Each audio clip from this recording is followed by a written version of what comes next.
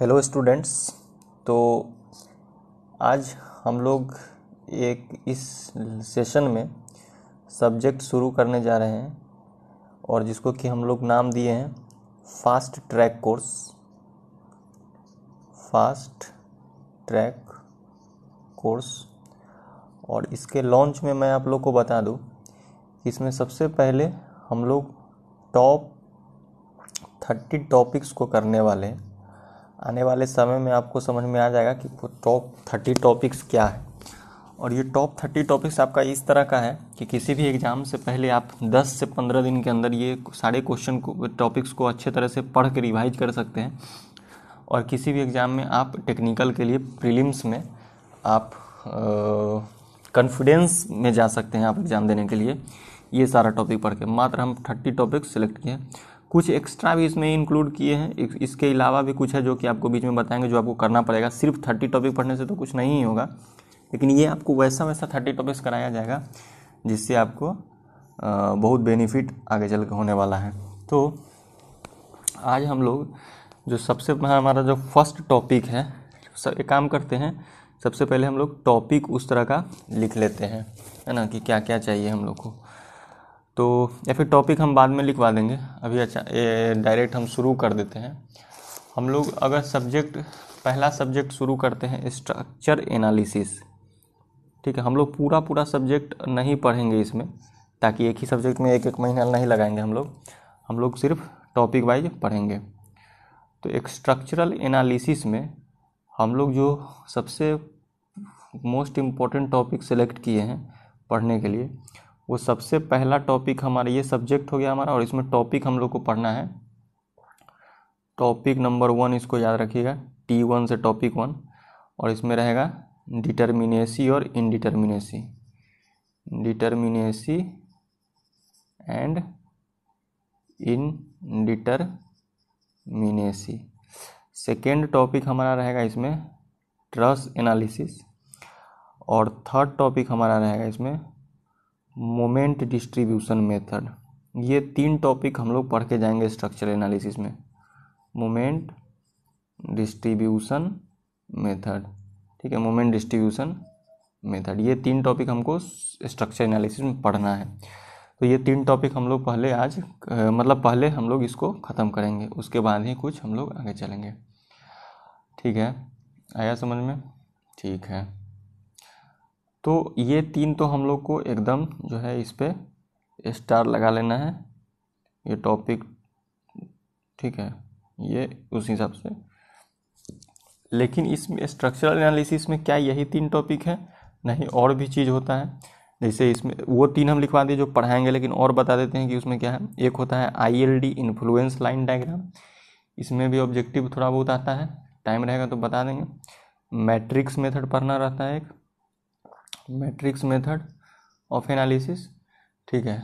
और इसी में हम लोग फोर्स मेथड भी पढ़ लेते हैं, फोर्स मेथड ऑफ एनालिसिस भी पढ़ लेंगे। और डिस्प्लेसमेंट मेथड, फोर्स मेथड और डिस्प्लेसमेंट मेथड के अंदर ही आता है हमारे पास MDM और स्लोप डिफ्लेक्शन। तो ये एक्स्ट्रा टॉपिक कुछ है, तो इसमें हम लोग बाद में इंटर करेंगे, पढ़ेंगे हम लोग, लेकिन अभी हम लोग सिर्फ मेन इंपॉर्टेंट चीज़ पढ़ेंगे। क्लियर है मेरा बात? स्ट्रक्चरल एनालिसिस में मोस्टली हम लोग एनालाइज करते हैं इनडिटर्मिनेट स्ट्रक्चर को। मेरा बात ध्यान से सुनेंगे, क्योंकि फास्ट ट्रैक कोर्स है तो इसमें बहुत ज़्यादा हम लिखाएंगे नहीं। स्ट्रक्चरल एनालिसिस में मोस्टली हम लोग डील करते हैं इनडिटर्मिनेट स्ट्रक्चर को। इनडिटर्मिनेट स्ट्रक्चर क्या होता है आपको पता होगा, ऐसा स्ट्रक्चर जिसमें 2 चीज़ होता है। क्या? पहला, एक तो होता है मेंबर फोर्स, एक होता है हमारे पास मेंबर फोर्स। मेंबर फोर्स क्या क्या हो सकता है? तो मेंबर फोर्स हमारा 3 तरह का हो सकता है, मैक्सिमम हो सकता है। एक एक्सियल फोर्स, एक बेंडिंग मोमेंट और एक शियर फोर्स। टॉर्सन यहाँ पे हम लोग नहीं डील करते हैं। एक्सियल फोर्स, बेंडिंग मोमेंट और शियर फोर्स। और सेकेंड हमारे पास जो चीज़ आता है वो आता है सपोर्ट रिएक्शन। दूसरा चीज़ क्या आता है हमारे पास? Support reaction. तो सपोर्ट रिएक्शन क्या होता है? जैसे एक हम सिंपली सपोर्टेड बीम का बात करते हैं, तो यहाँ पे जैसे इस तरह से लोड लगता है P, तो यहाँ पे ये सपोर्ट रिएक्शन आ जाता है P/2। अगर ये L/2 पे लगा हुआ है, ये भी L/2 पे लगा हुआ है, और यहाँ भी रिएक्शन आ जाता है P/2, ये सबको पता होगा, ये बिल्कुल सबको पता होगा। तो ये होता है सपोर्ट रिएक्शन। और इसको अगर हम एक सेक्शन मान लेते हैं यहाँ पे, और इस बीम को अगर कट करते हैं, तो ये बीम का अगर कट पोर्शन यहाँ से दिखा दिए, तो यहाँ हमको एक फोर्स दिखेगा, इसको बोलेंगे एक्सियल फोर्स। इस तरह से ट्रांसवर्स फोर्स जो दिखता है उसको बोलते हैं शियर फोर्स, और इस तरह से जो मोमेंट यहाँ पे दिखता है उसको बोलते हैं बेंडिंग मोमेंट बोलते हैं। क्लियर है मेरा बात? अभी आप ये नहीं सोचेंगे कि आप काहे इधर बना दिए डायरेक्शन, इसका ऊपर काहे बना दिए, इसको इस तरह से एंटी क्लॉकवाइज काहे घुमा दिए। ये हम रैंडम घुमा सकते हैं, कोई इसमें दिक्कत का बात नहीं है, कोई इसका टेंशन नहीं लेना है, ठीक है। तो ये सब मेंबर फोर्स जो हुआ, ये मेंबर कहाँ का फोर्स हुआ, ये सब अंदर कट किए थे सेक्शन, मतलब कहीं ना कहीं ये इंटरनल चीज़ है, इंटरनल फोर्स है, कहीं ना कहीं ये इंटरनल फोर्स होता है। और सपोर्ट रिएक्शन जो आता है वो कहीं ना कहीं एक्सटर्नल चीज़ है ना, एक्सटर्नल सपोर्ट रिएक्शन नाम कहा जाता है। तो अगर हम किसी बीम में एक्सटर्नल सपोर्ट रिएक्शन और इंटरनल फोर्सेज, अगर bending moment, axial force, shear force अगर हम निकाल लिए, अच्छा अगर हम एक्सटर्नल फोर्स निकाल लेते हैं तो इंटरनल फोर्स भी हम लोग निकाल सकते हैं। तो अगर किसी बीम में अगर हम एक्सटर्नल सपोर्ट रिएक्शन वगैरह अगर हम लोग निकाल लेते हैं जस्ट बाय यूजिंग क्या, just by using equilibrium equation. अगर हम इक्विलिब्रियम इक्वेशन के हेल्प से, अगर इक्विलिब्रियम इक्वेशन के हेल्प से अगर हम बाहर वाला चीज़ यानी कि सपोर्ट रिएक्शन और अंदर वाला चीज़ यानी कि मेंबर फोर्स, याद रखिएगा मेरे वर्ड पे ध्यान दीजिएगा, बाहर वाला चीज़ सपोर्ट रिएक्शन और अंदर वाला चीज़ मेंबर फोर्स, अगर ये दोनों कैलकुलेट कर लेते हैं इक्विलिब्रियम की मदद से, तो इस चीज़ को कहते हैं डिटरमिनेट बीम। मतलब डिटरमाइन कर पाए, यहाँ पे जो हमारा एक्सटर्नल इंटरनल फोर्सेज है उसको हम डिटरमाइन कर लिए।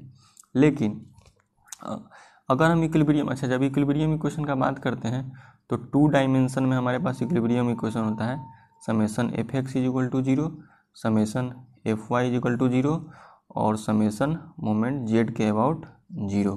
और अगर 3 डायमेंशन में बात करते हैं इक्विलिब्रियम इक्वेशन का, तो हमारे पास summation of Fx = 0, summation Fy = 0, summation Fz भी यहाँ आ जाता है कि 0, और तीनों डायरेक्शन में मोमेंट भी आने लगता है। Summation of moment Mx = 0, summation of moment y = 0, summation of moment Mz = 0। तो 3 डायमेंशनल में कितना इक्विलिब्रियम इक्वेशन हो गया? 6 इक्विलिब्रियम इक्वेशन हो गया, ठीक है। कितना हो गया? 6 इक्विलिब्रियम इक्वेशन हो गया। और 2 डायमेंशन में कितना इक्विलिब्रियम इक्वेशन हो गया? 2 डायमेंशन में हो गया कितना? 3 इक्विलिब्रियम इक्वेशन हो गया। ये हो गया हमारे पास इक्विलिब्रियम इक्वेशन, याद रहेगा ये बात। चलिए, तो जब हम लोग, तो इसका मतलब है कि डिटरमाइन नहीं कर पाएंगे तो उसको इनडिटरमाइन कहते हैं। तो फिर हम लोग काहे ऐसा देख रहे हैं कि स्ट्रक्चर एनालिसिस में मेनली हम लोग इनडिटरमिनेट बीम को ही क्यों चूज करते हैं, हम लोग काहे इनडिटरमिनेट बीम को बनाना चाहते हैं। हालांकि स्ट्रक्चर तो हम बनाते हैं जो स्टेबल होता है, लेकिन स्टेबल जो होता है वही बनाते हैं, है ना। लेकिन उसमें हम लोग प्रीफर करते हैं कि इसको डिटरमिनेट वाले को करते हैं कि इनडिटरमिनेट को, तो हम लोग इनडिटरमिनेट को करते हैं। तो भैया जब इनडिटरमिनेंट स्ट्रक्चर में जब आपको अननोन्स नहीं निकल पा रहा है तो फिर भी प्रीफर उसको काहे करते हैं, क्योंकि क्या होता है कि जैसे आपका अगर इस तरह से इनडिटरमिनेट स्ट्रक्चर है, इनडिटरमिनेट स्ट्रक्चर में खूब सारा इस तरह से आपको फिक्स्ड सपोर्ट ये सब मिलेगा, है ना। ये एक पहचान भी रहता है, फ्रेम है एक तरह से बना देते हैं। तो होता क्या है कि जैसे मान लीजिए यहाँ पर P लोड लगता है ना, इसमें और बना दीजिए फ्रेम। अगर यहाँ पे P लोड लगा है तो ये लोड सिर्फ इस वाले मेंबर पे नहीं रहेगा, ये लोड सिर्फ इस वाले मेंबर पे नहीं है, ये लोड इस पे भी ट्रांसफ़र होता है। अगर ये रिजिड ज्वाइंट है, रिजिड ज्वाइंट होता है ये रिजिड फ्रेम, ये लोड इस पे भी ट्रांसफ़र होता है, ये लोड इस पे भी ट्रांसफ़र होता है। मोमेंट डिस्ट्रीब्यूशन मेथड में यही हमको पढ़ना ही है कि कैसे इस लोड को डिस्ट्रीब्यूट कर दे, इस लोड की वजह से जो आने वाला मोमेंट है उस मोमेंट को कैसे इस सारे मेंबर पे डिस्ट्रीब्यूट कर देते हैं। तो होता क्या है कि यहाँ पे मल्टीपल लोड ट्रांसफ़र होता है। क्या होता है यहाँ पे, ये सब ऑब्जेक्टिव में पूछा जा सकता है कि इनडिटरमिनेट बीम में क्या होता है, multiple path of load transfer, multiple path of load transfer, है ना। एक मल्टीपल पाथ होता है लोड को ट्रांसफ़र करने के लिए, ठीक है। तो मल्टीपल पाथ होने से जो फोर्स डेवलप होता है ईच मेंबर के लिए, वो फोर्स क्या हो जाता है, स्मॉलर होता है, लोड कम आता है। तो इस वजह से हम लोग को ये सेफ्टी प्रोवाइड कर देता है। दूसरा चीज़, अगर हम आपको थोड़ा बहुत अगर आइडिया होगा अगर सिंपली सपोर्टेड बीम में अगर हम एग्जांपल लेते हैं यूडीएल का या पॉइंट लोड का, तो सपोज कीजिए कि यहाँ यूडीएल का हम एग्जांपल ले लिए, तो आपको पता होगा कि इसके वजह से जो बेंडिंग मोमेंट बनता है, BMD diagram, bending moment diagram जो बनता है वो कुछ इस तरह का बनता है, पैराबोलिक बनता है, सिमेट्रिकल, और ये जो मैग्नीट्यूड होता है ये WL²/8 का होता है। ये सबको पता होता है, ये बच्चा वाला चीज़ है कि नहीं। तो ये जो है ये डिटर्मिनेट बीम होता है, सोम में ही पढ़ते हैं, सोम में मोस्टली हम लोग डिटर्मिनेट बीम के एनालिसिस को पढ़ते हैं, सोम में मोस्टली हम लोग डिटर्मिनेट बीम को पढ़ते हैं। तो ये BMD यानी कि एम मैक्सिमम जो हो गया हमारे पास, मैक्सिमम बेंडिंग मोमेंट का वैल्यू कितना आ गया यहाँ पे, WL, उसका W क्या है, W ये लोड इंटेंसिटी है, W kN/m। लेकिन सेम स्पान का मतलब लेंथ सेम रखते हुए, स्पान का मतलब लेंथ, सेम स्पान रखते हुए अगर हम इनडिटर्मिनेट बीम बनाते हैं, यानी कि यह फिक्स बीम बनाते हैं, ठीक है, इस तरह से अगर हम लोग फिक्स बीम वाला चीज़ बना लेते हैं, तो इसके वजह से देखने को ये मिलता है, और इसी पर अगर यूडीएल चला देते हैं तो इसके वजह से हम लोग को देखने को ये मिलता है कि यहाँ पर जो मोमेंट आता है वो WL²/12 का आ जाता है, फिक्स इन मोमेंट। ये हम लोग डेरिवेशन यहाँ स्ट्रक्चर में आगे चल के देखेंगे भी, अभी बस समझाने के लिए बता रहे हैं। और यहाँ पे ये WL²/12 आ रहा है। भैया पहले तो सपोर्ट पे मोमेंट नहीं आ रहा था, लेकिन यहाँ तो सपोर्ट पे मोमेंट आ रहा है। दूसरा बात कि इसका अगर बेंडिंग मोमेंट डायग्राम देखेंगे, इसका अगर बेंडिंग मोमेंट डायग्राम देखेंगे तो ये कुछ इस तरह का बेंडिंग मोमेंट डायग्राम बनता है ना, कुछ इस तरह का, इसमें ये माइनस, ये प्लस, ये माइनस, तो ये वैल्यू रहता है हमारा पास यही WL²/12 का, WL²/12, और यहाँ पर जो मैक्सिमम है वो है WL²/24 का। तो आपको दिख रहा होगा कि सिंपली सपोर्टेड बीम के केस में, यानी कि डिटर्मिनेट बीम के केस में हुआ क्या था कि वहाँ पे मोमेंट आ रहा था WL²/8 और यहाँ पे आ रहा है WL²/24, यानी कि आपको नहीं लग रहा है कि मिड पॉइंट पे जो मोमेंट का वैल्यू आ रहा है वो छोटा आ रहा है। तो जब मिड पॉइंट पे मोमेंट का वैल्यू छोटा आ रहा है, स्मॉल आ रहा है, तो इसका मतलब है कि इस बीम में मोमेंट का वैल्यू छोटा आ रहा है, मतलब बाहर से आने वाला लोड ही तो है ये। तो जब बाहर से आने वाला लोड छोटा है तो यहाँ पे यानी कि इनडिटर्मिनेट बीम में हम लोग लॉन्गर स्पान के लिए लॉन्गर स्पान बीम को बना सकते हैं। जब भी याद रखिएगा कॉन्सेप्ट है, ये डिजाइनिंग का कॉन्सेप्ट है कि जब भी आपके स्ट्रक्चर पे लोड कम आएगा, जब लोड का वैल्यू कम आएगा तो आप अपने स्ट्रक्चर का, जैसे बीम वगैरह, हम लोग बीम का बात करते हैं, स्ट्रक्चर में भी हम लोग कंसीडर किए हैं बीम को, तो बीम का स्पान को आप बढ़ा सकते हैं, समझ गए। तो ये एक एडवांटेज हो गया कि नहीं, ठीक है, स्पान को बढ़ा सकते हैं, प्लस आप डेप्थ भी कम कर सकते हैं, स्पान बढ़ा सकते हैं और आप डेप्थ भी कम कर सकते हैं, कम डेप्थ का भी बनाइएगा तो चलेगा, है ना। तो डेप्थ आपका कम भी रहेगा तो चलेगा, क्लियर है। कम डेप्थ कम रहेगा, स्पान बड़ा रहेगा, डेप्थ कम रहेगा, तो इस वजह से डेड लोड भी कम हो जाएगा, डेड लोड भी क्या हो जाएगा, कम हो जाएगा, ठीक है। डेड लोड कम होगा तो फिर से स्पान आपका ज़्यादा हो जाएगा, क्लियर है, समझ में आ रहा है मेरा बात। दूसरा बात है, अच्छा, ई इंजीनियरिंग सर्विस के प्री में 2022 वाले सेट में ये क्वेश्चन भी पूछ दिया था कि इनडिटर्मिनेट बीम में क्या क्या होता है। तो अगर मान लीजिए पॉइंट लोड P लगा होता है तो इसके बाद इसके वजह से ये डिफ्लेक्शन, किसी को याद है, इसके वजह से ये डिफ्लेक्शन का वैल्यू होता है PLQ/48 EI, ये डिफ्लेक्शन होता है। वहीं अगर हम इनडिटर्मिनेट बीम का बात करते हैं, ये इनडिटर्मिनेट बीम है, इनडिटर्मिनेट बीम क्या बात करते हैं, तो इनडिटर्मिनेट बीम में ये देखिए यहाँ पे ये इस तरह से जाता है, ये फिर इस तरह से यहाँ पे थीटा 0 होता है, फिक्स बीम पे थीटा 0 होता है, ये सब कंसेप्ट सोम का पता है आप लोग को, यहाँ पे थीटा 0 होता है। तो यहाँ जो मैक्सिमम डिफ्लेक्शन निकल के आ जाता है, यहाँ जो डेल्टा ये निकल के आता है, ये डेल्टा उसका 1/4 पार्ट आता है, यानी कि जो PLQ/48 EI था उसका 1/4 आता है। तो आपको नहीं दिख रहा है कि डिफ्लेक्शन भी यहाँ कम है, दोनों का दोनों चीज़ तो एडवांटेज ही है ना। तो ये सब इसका एडवांटेज है।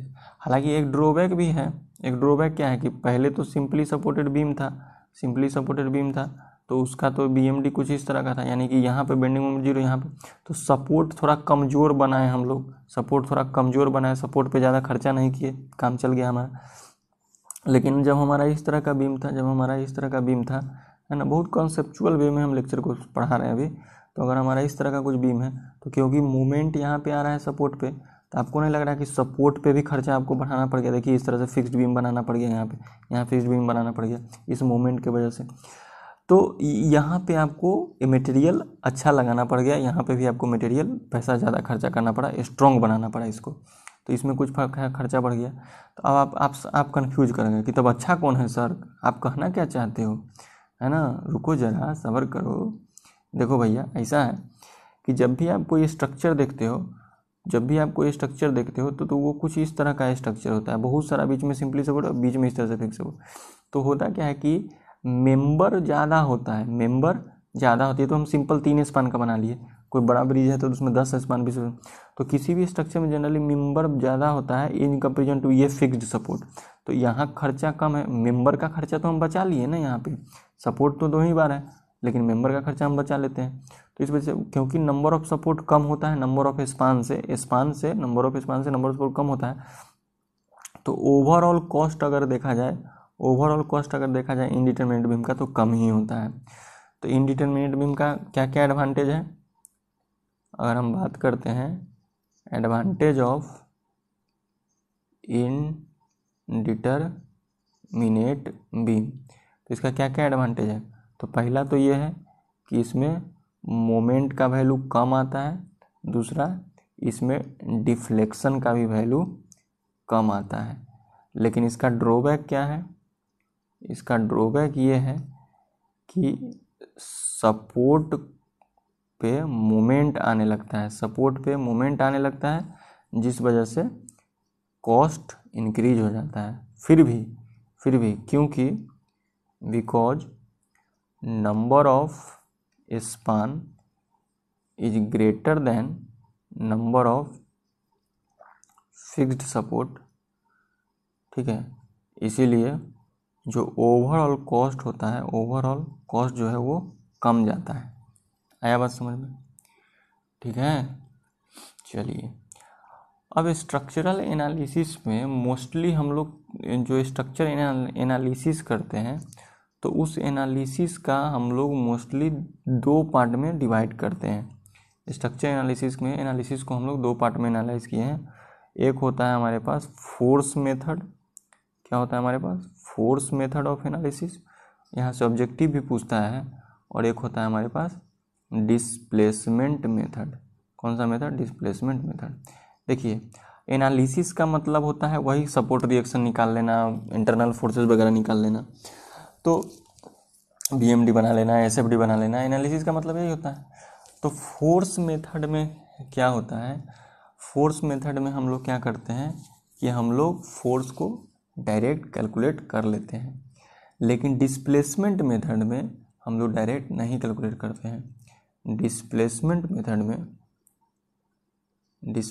मेथड में जो हम लोग काम करते हैं थीटा पे और डेल्टा पे, ठीक है।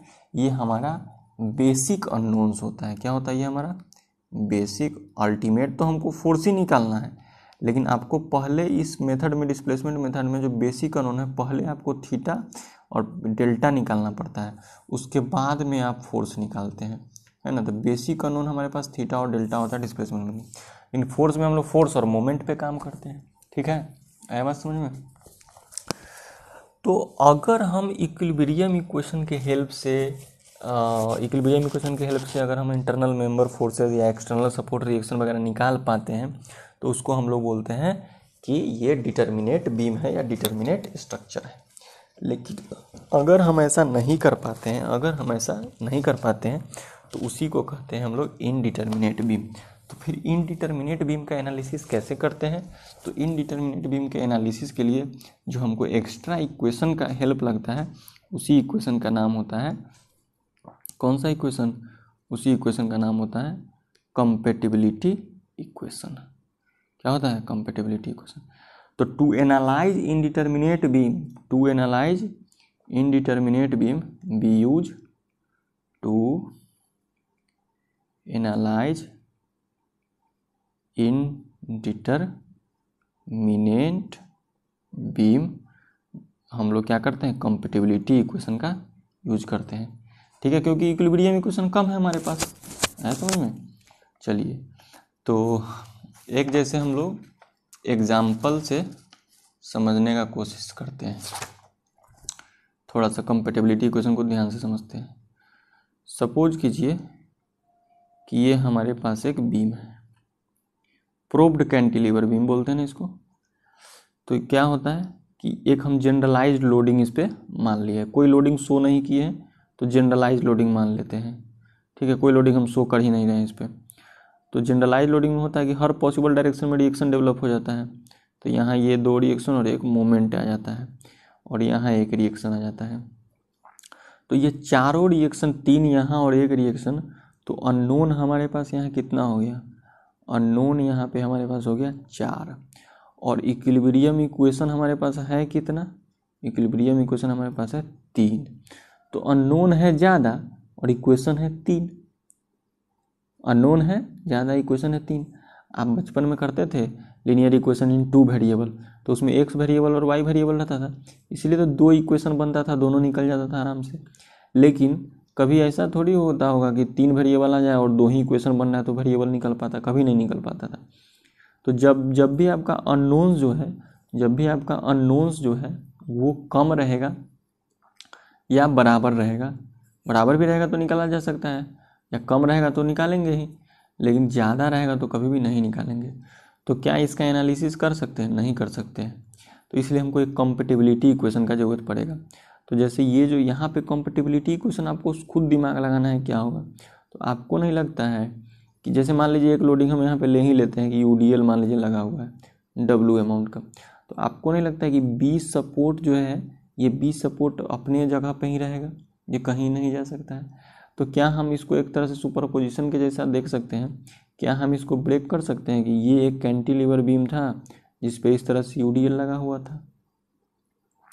लेकिन जब इसको ऐसा देखें तो आपको एक और बात देखना होगा, आपको एक और बात देखना होगा कि प्लस अब क्योंकि नीचे यहाँ सपोर्ट है, तो होता क्या है कि इसके वजह से तो इस तरह से यहाँ पे डिफ्लेक्शन आ जाएगा, और यहाँ पे याद कीजिए डब्लू के कारण यहाँ पे डिफ्लेक्शन कितना आता है, तो यहाँ पे डिफ्लेक्शन आता है, याद कीजिए डब्लू के पावर L4/8 EI आया याद, ठीक है। देखिए स्लोप डिफ्लेक्शन और SFD BMD ये आपको सोम का पढ़ना ही पड़ेगा हर हाल में, तब ताकि कम से कम ये सब वैल्यू याद रहे आप लोग को, है ना। हालांकि हम लिखवा देंगे उससे कोई फ़ायदा उदा होगा नहीं, जो बात है क्लियर है। आपको खुद से थोड़ा सा उसको एफर्ट मारिए, और 2 टॉपिक पढ़ना है, सोम पढ़ने का जरूरत नहीं है स्ट्रक्चर के लिए, 2 टॉपिक पढ़ना है, shear force diagram, bending moment diagram और स्लोप एंड डिफ्लेक्शन। मेरे चैनल पे ही पढ़ा हुआ होगा, देख लीजिए।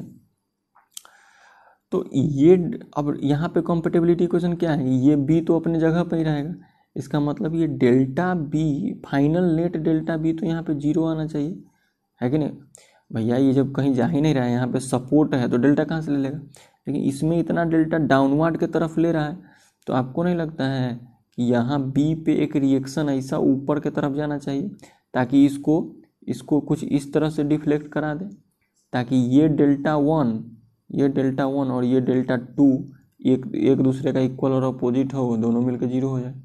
तो अगर यहाँ पे एक रिएक्शन आर बी जा रहा है ऊपर, तो पॉइंट लोड के कारण नहीं पढ़े हुए हैं, इस तरह से स्टैंडर्ड फार्मूला नहीं पढ़ाया जाता है। अगर पॉइंट लोड पी लगा हुआ है तो यहाँ पे डिफ्लेक्शन जो है डेल्टा कितना हो जाता है, PL/3EI, और यहाँ पे जो थीटा होता है वो क्या हो जाता है, PL²/2EI। ये वाला कंसेप्ट पढ़े होंगे सोम में, है ना, सोम का स्लोप एंड डिफ्लेक्शन। तो कहीं ना कहीं अगर हम रिएक्शन भी तो पॉइंट लोड के फॉर्म में ही था, यहाँ से रिएक्शन आर लग रहा है, तो ये पॉइंट लोड, अब यूडीएल का इफेक्ट उधर लिए हुए हैं तो इधर पॉइंट लोड का इफेक्ट क्या हो गया, RL3/3EI, इस दोनों को इक्वल एंड अपोजिट। तो ये जो delta B is equal to 0 हम कंसेप्ट जो लगा रहे हैं, this is nothing but compatibility equation. यही तो एक्स्ट्रा इक्वेशन है, यही ना एक्स्ट्रा इक्वेशन है, और इसी एक्स्ट्रा इक्वेशन को कंपेटिबिलिटी इक्वेशन कहेंगे।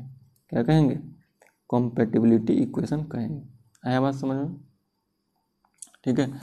तो अब ये क्वेश्चन बनेगा कैसे, अब ये क्वेश्चन बहुत आसान है। अच्छा ये क्वेश्चन ही है एक, ऐसा नहीं कि बस नॉर्मल है, क्वेश्चन एक स्टैंडर्ड क्वेश्चन ही अपने हिसाब से। तो डेल्टा भी 0 होने के लिए क्या होना पड़ेगा, WL⁴/8EI को इक्वल होना पड़ेगा RV/L³ 3EI। EI से EI कैंसिल, और ये L ही है, स्मॉल ये दोनों का स्पान सेम ही है, L से L कैंसिल, तो यहाँ से RV हमारे पास आ जाता है 3/8W × L। बोलिए कहीं कोई दिक्कत है तो हमको निकालना क्या था भैया, हमको ये रिएक्शन निकालना था, लेकिन हम ये रिएक्शन नहीं निकाल पाते। क्यों? क्योंकि ये बीम इंडिटरमिनेट था। तो इसके लिए हम एक एक्स्ट्रा इक्वेशन का हेल्प लिए। हम इसके लिए क्या किए, हम ये बीम हमारे पास इंडिटरमिनेट था। इंडिटरमिनेट क्यों था?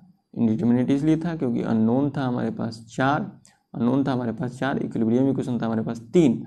जब भी हमारे पास अननोन जो है वो इक्विलिब्रियम इक्वेशन से ज़्यादा हो जाएगा तो ये हमारा इनडिटर्मिनेट कहलाएगा। फार्मूला और नहीं, अभी बेसिक कॉन्सेप्ट की बात चल रहा है।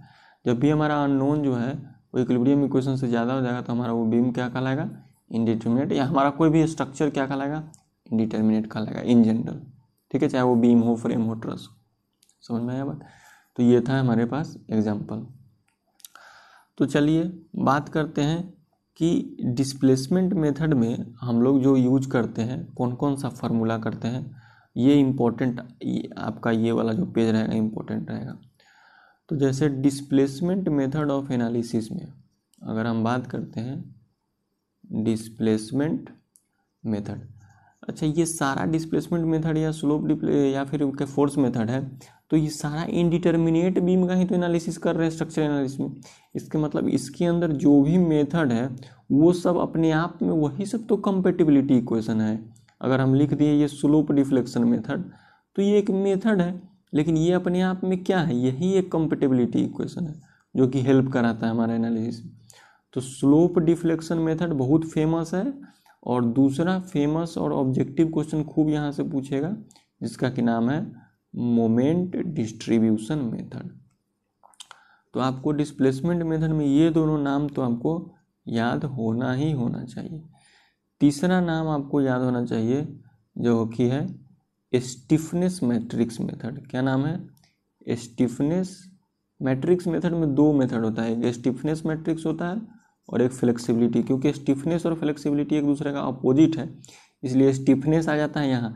देखिए स्लोप डिफ्लेक्शन वाले में एस से स्लोप है तो एस से स्टिफनेस आता है, याद रखिएगा। और स्लोप डिफ्लेक्शन का नाम जब भी आएगा तो मोमेंट डिस्ट्रीब्यूशन मेथड भी उसके साथ ही आता है, याद रखिएगा। ये दोनों मेथड राम सीता की तरह चलता है एकदम, समझ रहे हैं? राम जी का नाम आएगा तो हनुमान का नाम उस तरह से, ठीक है। और एक चौथा मेथड इसमें आता है जो कि हालांकि पढ़ाया नहीं जाता है, वो सिलेबस में नहीं है हालांकि।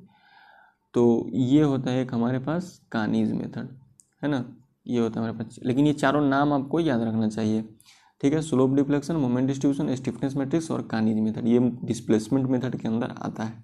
बहुत इंपॉर्टेंट है, यहाँ से ऑब्जेक्टिव आपको प्रीलिम्स वगैरह में फिक्स पूछता है। आगे बात करते हैं हम लोग, अगर फोर्स मेथड का बात करते हैं तो फोर्स मेथड में याद रखिएगा कि ज़्यादातर फोर्स मेथड में लोड वगैरह से, मोमेंट वगैरह से, ये है ना, वर्क वगैरह से, एनर्जी वगैरह का चीज़, वो सब यहाँ पे ज़्यादा चीज़ रहेगा। एक ट्रिक है एक तरह से याद रखने का। तो बाकी हम ट्रिक क्या ही बताएं आपको, बाकी आपको कॉन्सेप्ट बताते हैं, ये ट्रिक बता देते हैं फिर से। सी वाला जितना भी नाम है, सी वाला वो सब फोर्स मेथड में ही आएगा आपको। यानी कि पहला नाम आ गया कैस्टिग्लियानो, कैस्टिग्लियानोज मेथड। तो फोर्स मेथड में पहला नाम कैस्टिग्लियानो मेथड आ गया। दूसरा नाम सी से ही ले लेते हैं, कॉलम एनालॉगी मेथड। कौन सा method? Column analogy method, column analogy method. तीसरा नाम हमारे पास आ गया क्लैपिरॉन्स,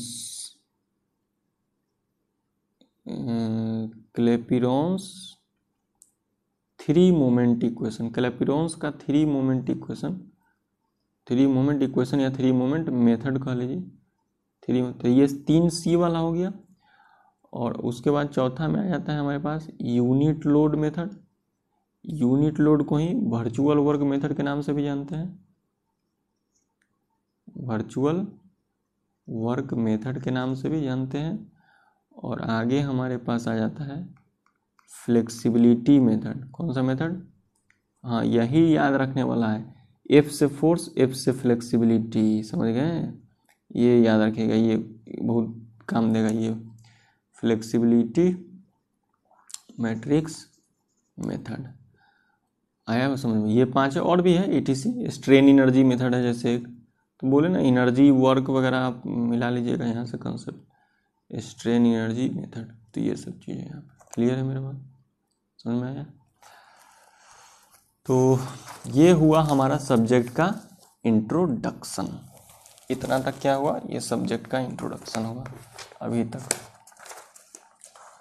अब हम लोग चलते हैं अपने डिटर्मिनेसी और इनडिटर्मिनेसी वाले पार्ट पे। तो अब हेडिंग लगाएंगे डिटर्मिनेसी और इनडिटर्मिनेसी।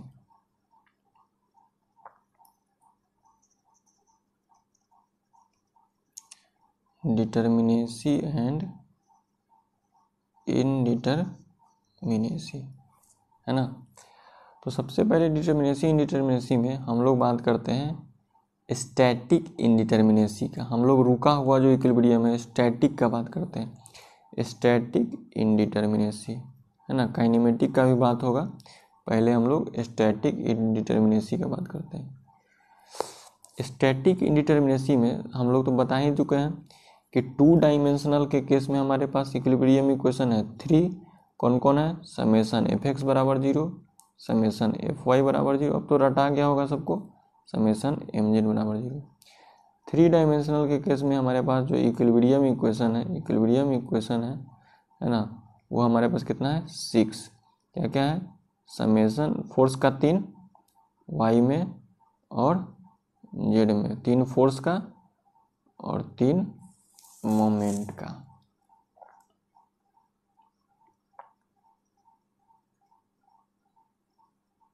तो हम बता दिए पहले, समझ में आया। अब रिएक्शन क्यों डेवलप होता है, रिएक्शन डेवलप होता है रिस्ट्रेंड डिफॉर्मेशन के कारण। रिएक्शन क्या डेवलप होता है, रिस्ट्रेंड, मतलब जिधर आप डिफॉर्मेशन को रोके हुए हैं उधर स्ट्रेस का कंसेप्ट जैसे होता है उसी तरह से जिधर आप रोकिएगा उधर ही रिएक्शन डेवलप होगा। तो आप एक टेबल बना लेंगे, एक तरफ लिख लेंगे 2D और एक तरफ लिख लेंगे 3D, ठीक है।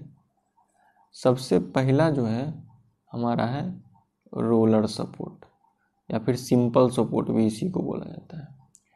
तो रोलर सपोर्ट में क्या होता है, रोलर सपोर्ट या सिंपल सपोर्ट कुछ इस तरह का आपको रोलर रहेगा, ठीक है। ये रोलर सपोर्ट हो गया ये। तो इस अभी हमारा फोकस सिर्फ सपोर्ट पे रखना है, ये सपोर्ट पे रखना है, इधर ये क्या है इसको नहीं देखना है, आगे कहाँ तक गया है क्या नहीं। तो इसमें क्या होगा बच्चों कि इसमें एक रिएक्शन यहाँ से अपवर्ड की तरफ इधर लगेगा। क्यों, क्योंकि हम देखिए ना ये ग्राउंड में इसको फिक्स किए हुए हैं, मतलब इसको रिस्ट्रेंड किए हुए हैं कि नीचे नहीं जाएगा। लेकिन अगर हम इसको हॉरिजॉन्टल में इसको यहाँ से पकड़ के इसको हम आगे पीछे कराना चाहें तो क्योंकि यहाँ चक्का लगा हुआ है, व्हील लगा हुआ है, तो यहाँ से चलेगा कि नहीं इस डायरेक्शन में। तो क्योंकि यहाँ पर ऐसे समझती है कि क्योंकि यहाँ डेल्टा एक्स ले लेगा इसलिए यहाँ पे रिएक्शन आर एक्स नहीं आएगा, समझ गए। क्या ये बीम को अगर हम ऊपर से लोड लगा देंगे तो क्या ये बीम नीचे जा सकता है, यहाँ से ये सपोर्ट नीचे जा सकता है, नहीं जा सकता है। तो ये नहीं जा सकता, इसका मतलब अगर हम यहाँ पे डेल्टा वाई नहीं आ सकता है, वर्टिकल डिफ्लेक्शन नहीं होगा, इसलिए यहाँ पे आर वाई आ गया। अगर हम इस बीम को पकड़ के यहाँ से इस तरह से घुमा दें, इसको पकड़ के यहाँ से उठा दें तो ये यहाँ से नच जाएगा। यहाँ पे हिंज लगा हुआ रहता है, ये जो पॉइंट है यहाँ पे क्या है, पॉइंट है, हिंज लगा हुआ है, तो यहाँ से फिक्स तो है नहीं, ये ऐसे घूम जाएगा, ये यहाँ से क्या होगा घूम जाएगा। समझ में आ रहा है, इसको अलग से पिक्चर बना देते हैं। ये अगर रोलर सपोर्ट है तो आपको देखने को मिलेगा कि इस पे अगर इधर बीम पे लोड वगैरह आएगा तो ये इस तरह से यहीं से ये मुड़ जाएगा, है ना, यहाँ पे घूम जाएगा, मतलब यहीं पे थीटा लेने लगेगा। तो क्योंकि यहाँ पे थीटा ले रहा है इसलिए मोमेंट जेड के तरफ जो है नहीं आएगा। डेल्टा वाई यहाँ पे नहीं आ रहा था इसलिए यहाँ पे आर वाई आया। डेल्टा एक्स यहाँ पे आएगा, कुछ ना कुछ ये एक्स में घूम सकता है, एक्स में ये घूम सकता है, इधर उधर चल सकता है, इसलिए यहाँ पे आर एक्स नहीं आया। समझ में आ रहा है मेरा बात। ये सब फ्रीडम होता है और वो सब रिएक्शन होता है। तो फ्रीडम और रिएक्शन एक दूसरे के अपोजिट चलता है, जो थीटा का मोमेंट और डेल्टा वगैरह का रिएक्शन होता है, ठीक है ना। तो रोलर सपोर्ट के केस में क्या लिख लेंगे, रोलर सपोर्ट के केस में रिएक्शन लिख लेंगे एक, कौन सा रिएक्शन, वो भी ये वर्टिकल वाला आर वाई। समझ गए, रिएक्शन एक क्या है, आर बराबर आर वाई। कौन सा सपोर्ट है, रोलर कह दीजिए, चाहे इसको रॉकर कह दीजिए। हालांकि रॉकर इसको नहीं बोलते हैं लेकिन फिर भी सिंपल भी कहते हैं, रॉकर का फोटो थोड़ा सा कुछ ताला जैसा बना देता है ना, कुछ इस तरह से, कुछ ताला के जैसा इस तरह से बना के यहाँ पे कर देगा। हाँ, तो इसको भी थोड़ा बहुत उसी को वो रोलर सिंपल की तरह ही ट्रीट करते हैं। क्लियर है मेरा? दूसरा है हमारे पास हिंज सपोर्ट। अच्छा, 3 डायमेंशनल का हम लोग अलग से बात कर लेते हैं, पहले 2 डायमेंशन का देख लेते हैं। दूसरा है हमारे पास हिंज सपोर्ट। कौन सा सपोर्ट? Hinge support. तो हिंज सपोर्ट में हमारे पास 2 रिएक्शन होता है। एक हमारे पास वर्टिकल, क्योंकि यहाँ पर अब देखिए अब कोई चक्का नहीं लगा हुआ है, सीधे ग्राउंड से यहाँ पे जुड़ा हुआ, और यहाँ लेकिन हिंज है तो घूम तो ये जाएगा। कहने का मतलब है कि यहाँ पे यहीं से डायरेक्ट घूमेगा ये, तो यहीं से जब डायरेक्ट घूमेगा तो यहाँ थीटा तो ले लिया, थीटा क्योंकि ले लिया तो मोमेंट नहीं आएगा। लेकिन क्या अब ये यहाँ पे क्योंकि बांध के रखे हुए हैं तो क्या ये अब डेल्टा एक्स ले सकता है? एक्स में नहीं घूम सकता है। तो डेल्टा एक्स जब नहीं घूम सकता है तो यहाँ पे आर एक्स भी आ जाएगा और यहाँ पे आर वाई भी आ जाएगा। तो हिंज सपोर्ट में 2 डायमेंशन में कितना रिएक्शन हो गया? 2 रिएक्शन हो गया। उसी तरह से तीसरा बात करते हैं अगर फिक्स्ड सपोर्ट का, तो फिक्स्ड सपोर्ट में यहाँ आपको रिएक्शन इधर से भी आएगा, इधर से भी आएगा और ये मोमेंट भी आएगा, तो यहाँ रिएक्शन हो गया 3। तो उसी तरह से 3 डायमेंशनल के केस में, हिंज सपोर्ट के, रोलर सपोर्ट के केस में अब 3 डायमेंशन रहे लेकिन 2 डायमेंशन रहे, क्योंकि ये चक्का लगा हुआ है तो ये तीनों डायरेक्शन में घूम सकता है। यानी कि अगर हम इस तरह से डायग्राम बनाना चाहें, इसको अगर हम एक्स एक्सिस बोल दें और ऊपर वाले को हम वाई एक्सिस बोल दें और इसको हम जेड, 3 पेन आप इस तरह से तीनों म्यूचुअली परपेंडिकुलर ले लीजिए और बीच में एक बॉल को नचा के देख लीजिए। आप इधर भी उसको नचा सकते हैं, आप पीछे भी उसको नचा सकते हैं, घुमा सकते हैं, आप इधर भी आप उसको नचा सकते हैं। कहने का मतलब है कि अगर हम यहाँ पे सपोर्ट को कंसीडर करें, अगर हम यहाँ पे सपोर्ट को कंसीडर करें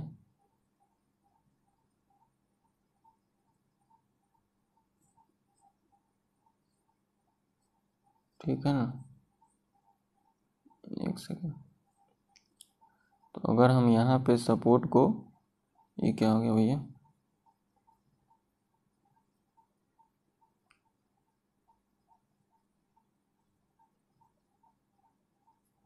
रुक जाओ भैया,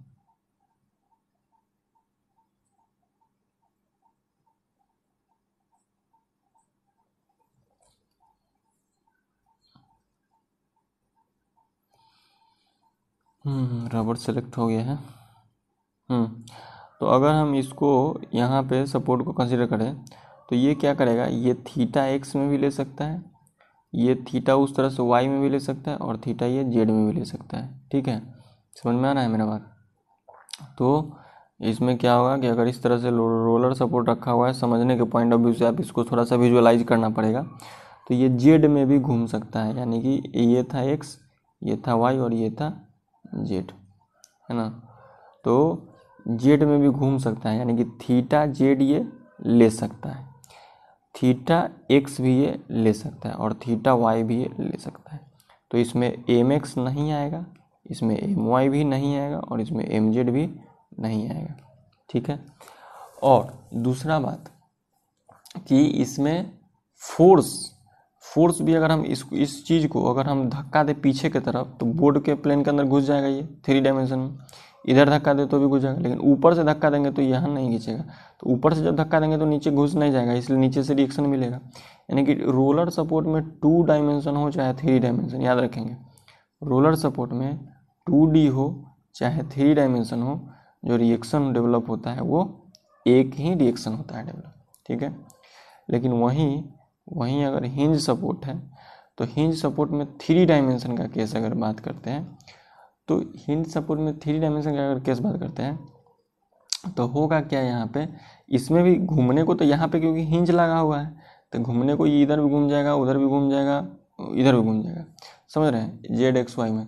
यानी कि घूमने तो यहाँ भी मोमेंट तो नहीं लेगा, लेकिन इस बार पीछे इसको धक्का देंगे तो भी नहीं जाएगा, इधर से धक्का देंगे तो भी नहीं जाएगा और ऊपर से धक्का देंगे तो भी नहीं जाएगा। यानी कि यहाँ पे reaction R X, R Y और आर जेड ये तीनों आ जाएगा। समझ में? क्यों ये तीनों कहाँ आएगा? क्योंकि ना यहाँ डेल्टा एक्स आएगा, ना यहाँ डेल्टा वाई आएगा, ना यहाँ डेल्टा जेड जाएगा।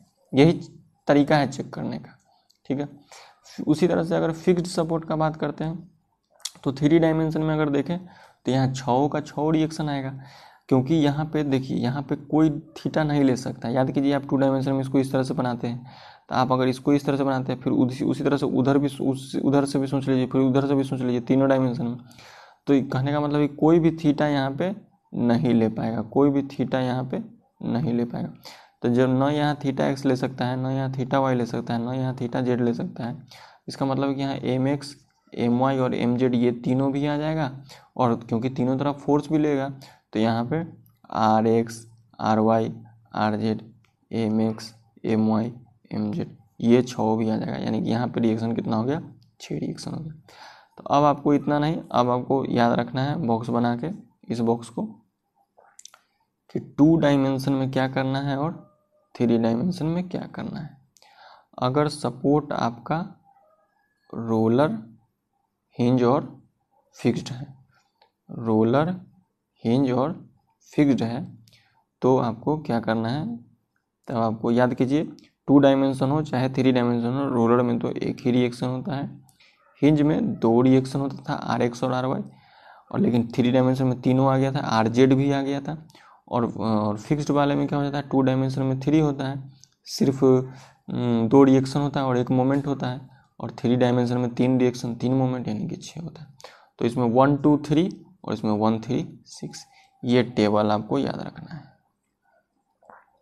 ठीक है। चलिए अब कुछ एग्जाम्पल करा लेते हैं हम लोग, तो देख लेते हैं। बताइए भैया, इसमें बताइए कितना रिएक्शन होगा, रिएक्शन बताना है। देखिए ये फिक्स्ड है, इस पे 3 रिएक्शन, हिंज है इस पे 2 रिएक्शन, रोलर है इस पे 1 रिएक्शन। अच्छा ये हम लोग जनरलाइज्ड लोडिंग का केस चल रहा है, general loading condition. General loading condition का मतलब कि हर पॉसिबिलिटी को देखना है, किसी भी एंगल पे लगा हुआ है लोड, हर चीज़ को देखना है जनरल लोडिंग में, ठीक है ना। तो 3 2 5 1 6 हो गया। जब लोडिंग शो नहीं करेंगे तो आपको समझना है कि क्या है। अब आप डायग्राम सेम बनाए, लेकिन हम यहाँ लिख देते हैं कि ये 3 डायमेंशन में रिप्रेजेंट किए हुए हैं 2D में, लेकिन हम आपको बता दिए कि ये बीम जो है वो 3 डायमेंशन में है।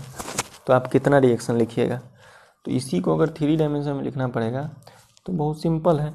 फिक्स्ड पे हमारा 6 रिएक्शन, हिंज पे हमारा 3 रिएक्शन, और ये रोलर पे तो हमारा 2D हो चाहे 3D हो वही आता है।